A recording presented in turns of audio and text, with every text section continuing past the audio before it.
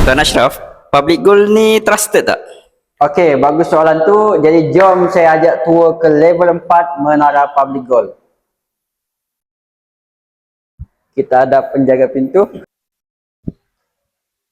Okey tuan-puan, Public Gold ni diasaskan oleh Datuk Seri Wira Louis Eng bersama isteri Datin Seri Yvonne Lim. Jadi Public Gold ni tuan-puan, syarikat yang humble, bermula sejak tahun 2008 dan ini adalah produk-produk Public Gold.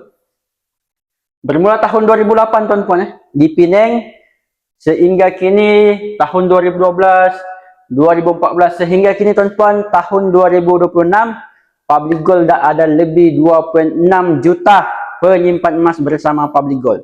Bukan 100,000, bukan 1 juta, tapi hampir 3 juta penyimpan emas di Public Gold. Dan sekarang tuan-puan, Public Gold dah ada lebih 20 cawangan di Malaysia dan di Indonesia. Kalau tuan-puan tengok di sini, Public Gold bukan saja berkembang di Malaysia dan di Indonesia, tapi juga di Dubai dan di London. Jadi kalau Public Gold ni buat yang bukan-bukan tuan-puan, tak mungkin Public Gold bertahan selama lebih 18 tahun dan ada hampir 3 juta penyimpan emas yang bersama Public Gold. Jadi rugi tuan-puan kalau tidak manfaatkan syarikat emas yang terbesar di Malaysia ni untuk tuan-puan sendiri pun simpan emas di Public Gold. Jadi menjawab persoalan tadi, Public Gold ni trusted atau tidak, sangat-sangat dipercayai.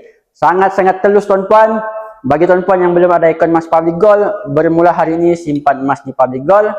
Boleh klik link di bio ataupun rujuk pin video yang saya sediakan. Saya bantu sebaiknya.